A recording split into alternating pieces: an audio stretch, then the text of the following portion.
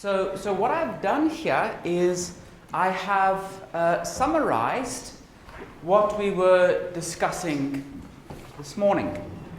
So we were talking about the Lorentz transformations, and we had found that Ct prime is equal to x sinh theta plus Ct cos theta, and x prime is equal to x cos theta plus Ct sinh theta.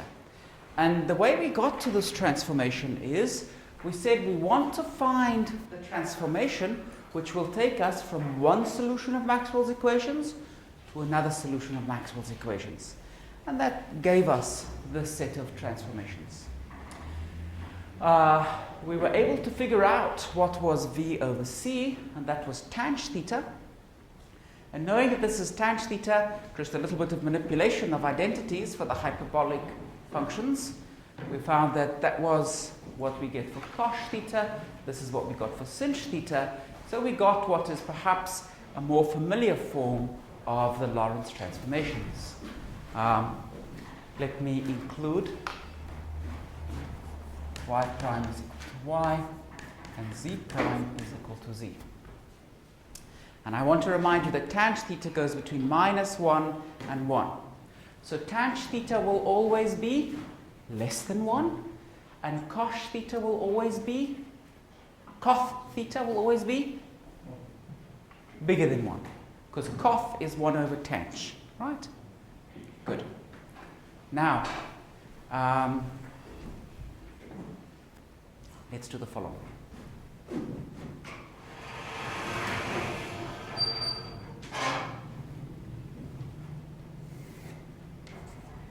So, these lines that I'm going to draw now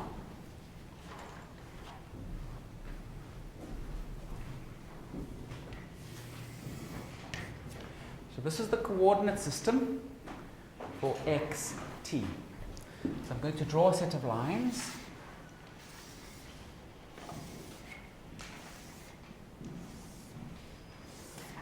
What are these lines? These lines are of constant x.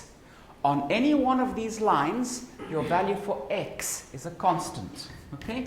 So this could, for example, be x is equal to 3. So anywhere on this line, you have x is equal to 3. And by changing where you are on this line, all that you change is your value for t. That's all you change. We can also draw a set of lines going this way.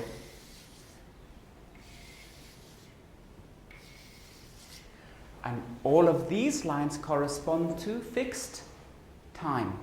So wherever you are on this line, you are at the same time, but you won't be at the same position. Okay? So I'm going to put here fixed time.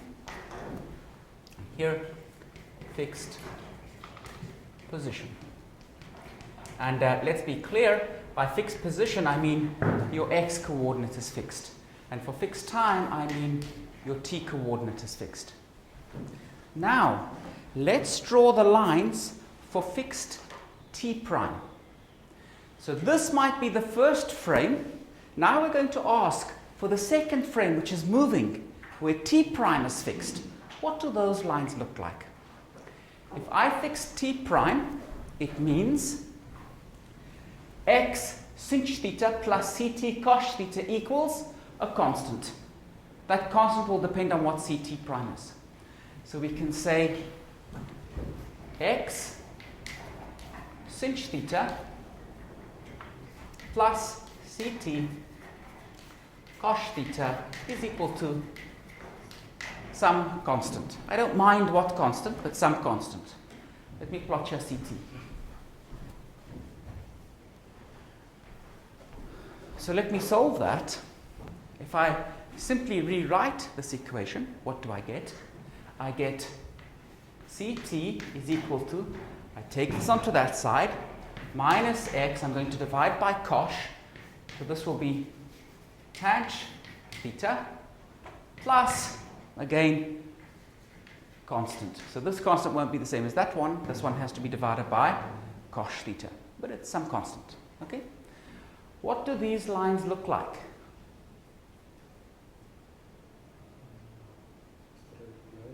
Straight lines. What's the slope? Negative. and cuts off. Tan theta, this means negative and less than 1. Absolutely. So let's draw lines with some small negative slope. Okay? So lines with some small negative slope would look like this.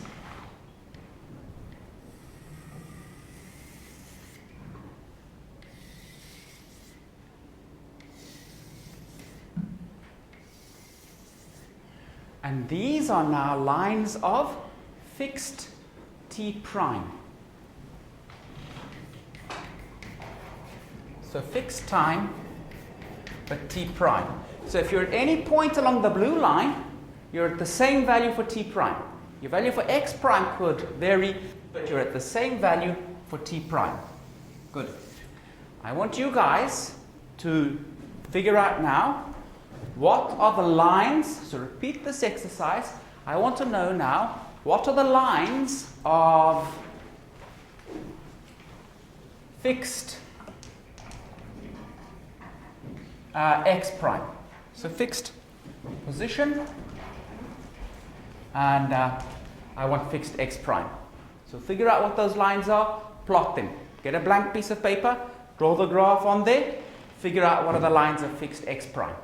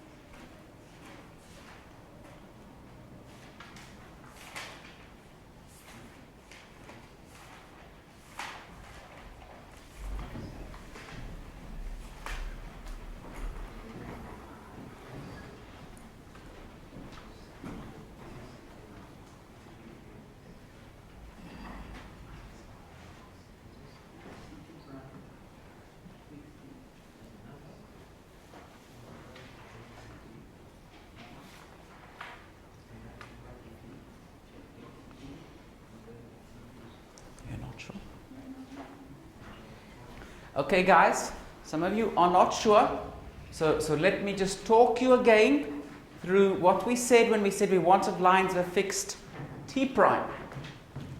When we want lines of fixed T prime, we took a look at this equation. And we said if T prime is fixed, okay, that means x sinh theta plus ct cos theta is fixed. If T prime is not changing, that is not changing. So that meant x sinh theta plus ct cos theta was some constant. And I could then solve to say ct equals something, okay? And what did I do? I had to take x over, and I needed to divide by cos theta. And that gave me this equation. If I now say that x prime is fixed, okay, it means that this is fixed to some constant, so that plus that is fixed. So I can again work out what is the equation. Ct equals something. That might be a straight line or a parabola or who knows what. Work it out and tell me what it is.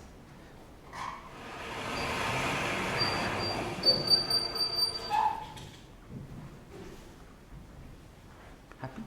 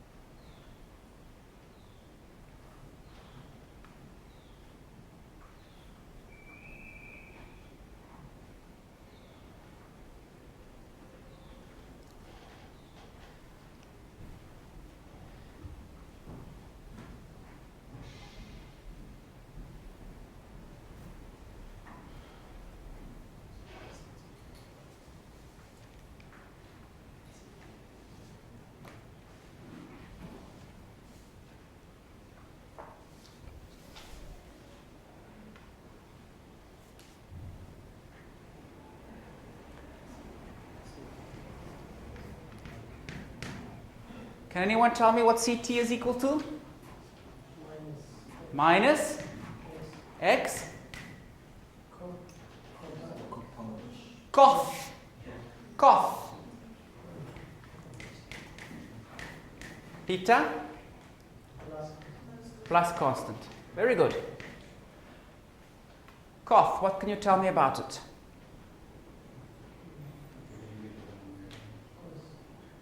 It's 1 over tanh. Tanh is always less than 1, so Koch will always be greater than 1. So when tanh is very small, like we drew here, a small slope, Koch will be very big. So a big slope, that's negative. What's the biggest possible slope? Straight line, just going straight up. So we'll get something like this.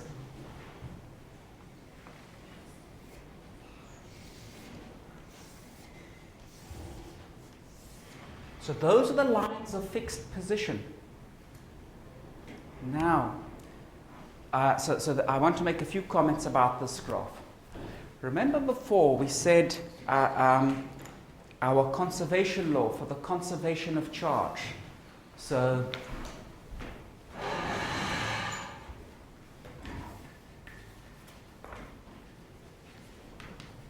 conservation of charge, we said we had a local law, d rho dt plus what else?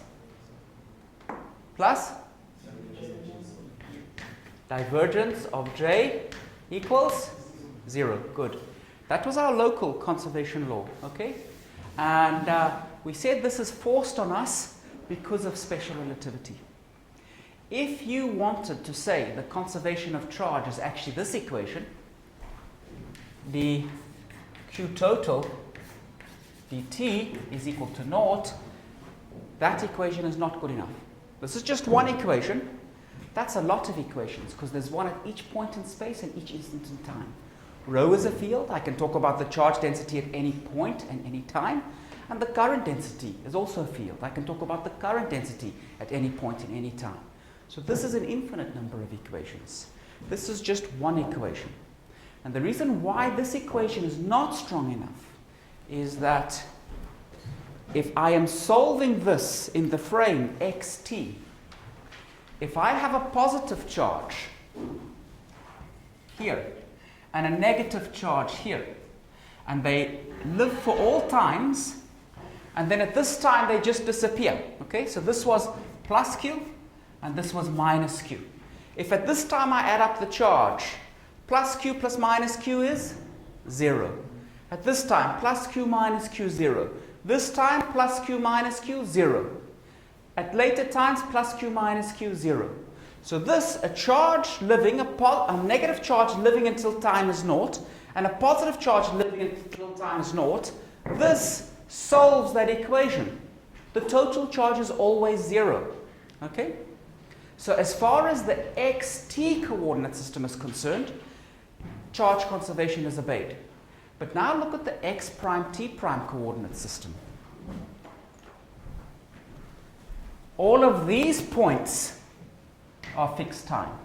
So here both of the charges live. Here both of the charges live. But look at this time.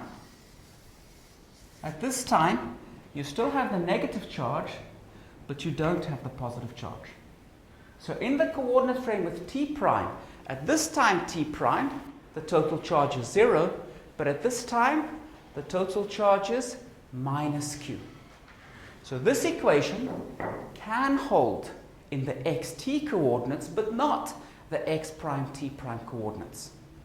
We want to write laws of physics that hold in all frames. That's why we have to write this constant charge, local charge conservation equation. If this is obeyed in one frame, it will be obeyed in all frames. Okay? So that links back to our discussion of the conservation of charge previously. Are there any questions on that? Good. Okay.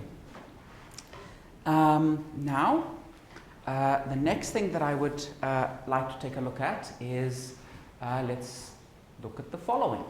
So the way that we got our velocity, we said let's study the point x is equal to naught.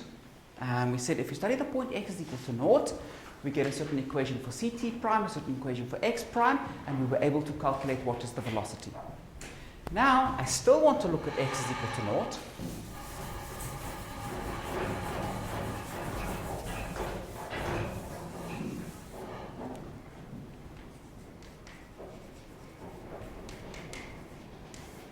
But what we learn is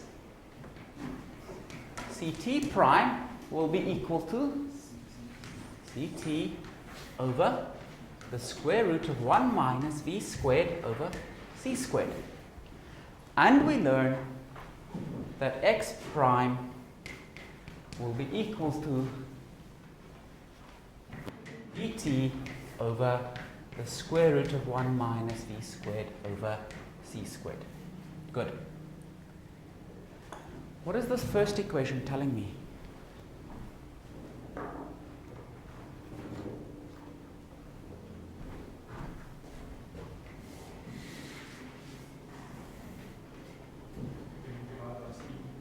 Sorry?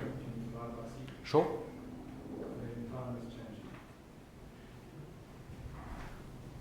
T prime and t are not the same. So if we start from t is equal to naught, let's imagine we start off and we have a clock. This is the origin. So here's a clock. We have an origin in the x coordinate system. We leave one clock here. This clock is not moving. This clock will measure the time t. We have another clock that is moving. This moving clock will measure the time t prime. T prime is not equal to t. Time runs differently for the two clocks. And in fact, the moving clock runs more slowly. What does it mean to say the moving clock runs more slowly? What does this mean? What it means is the following. Now, you have to be moving it close to the speed of light. But let's imagine that you have two twins, okay? So two brothers. One is a mathematician, one is a physicist. One of the brothers gets into a spacecraft and he travels away from the Earth at a speed very, very close to the speed of light. Because that brother is traveling, his time ticks more slowly. If he travels for long enough and close enough to the speed of light, so he must travel very close to the speed of light, he can return to Earth. When the two brothers were together, they were 20 years old. When the one brother took off and returned, when he gets off the spacecraft, he's 22. So he's 2 years older. His brother has already been dead for 100 years, and he can meet the great-great-grandchildren of his brother. That's what that equation is telling you. When we say the clocks run more slowly, we mean time passes more slowly. The chemical reactions in your body run more slowly in that frame. So time really runs differently for the two. Does that sound okay to you guys? No? How can he come back again? There's an acceleration, so there's a rule. That's okay. He goes away, okay, very fast. So he really puts his foot on the accelerator. Then at some point he brakes, then he turns around, and then he comes back. So our postulates actually have two frame systems move with constant velocity change because we go in. Okay, that's true. So for the time that he's braking and turning around, we don't know from the formulas that we've written down how his clock is running, okay? But we'll imagine that he brakes quickly, turns around and comes back. So he's got a spacecraft that can accelerate very quickly. So he starts, he's at his speed already. So it takes him half a second and he's moving close to the speed of light. He moves away, then he brakes quickly, makes a U-turn and comes back, okay?